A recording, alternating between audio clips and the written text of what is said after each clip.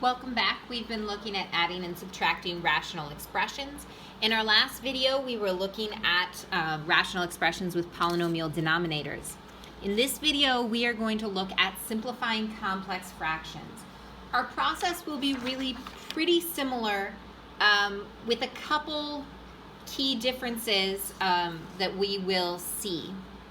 We're not going to be combining really, and the way that we handle our domain restrictions and our least common denominator are going to be a little different, but I want to keep our outline there.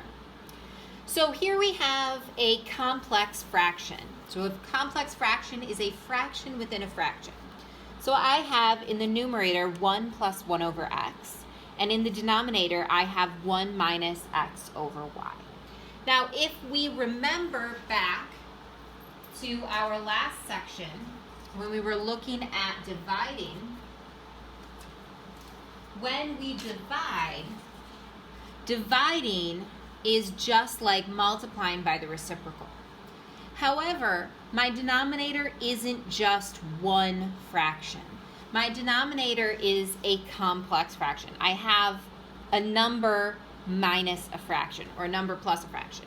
I don't have one fraction down here. I have two things being added together. So one of my options would be to get this denominator into one term with a numerator and a denominator, and then I can follow the process from our last section.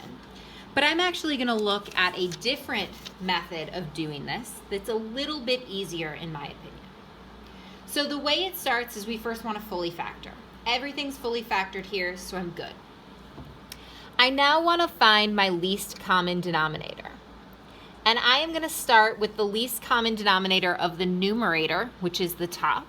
So this has a denominator of 1 and this a denominator of x. So my least common denominator of the numerator is x.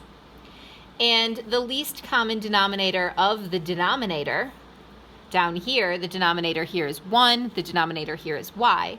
So I have a least common denominator of y. I'm going to take these and find the overall least common denominator, which is x times y. What I'm going to do is I'm going to multiply this by a convenient value of 1, and that convenient value of 1 is my least common denominator divided by my least common denominator. So what that's going to give me is 1 plus 1 over x times xy over 1 minus x over y times xy. So if I distribute this into each term in the top and each term in the bottom, this first term here will become xy, 1 times xy, and this next term will become xy times 1 over x.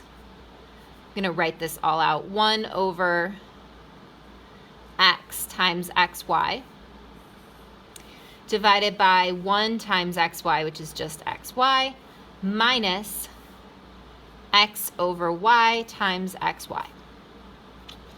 When I multiply this out, I am going to get xy plus y. And in the denominator, I'm going to have xy minus, these y's cancel out, and I'm left with x squared. So I've now gone through and kind of done my combining. I now need to simplify this. So I'm going to pull out a y. I'm going to factor this to see what happens. This becomes x plus 1. And the denominator, I can pull out an x, giving me y minus x. There's no simplifying that can be done, so that's just my answer. And because I have x's and y's in combination, I'm not going to go through and do any domain restrictions here, but I will in the next example.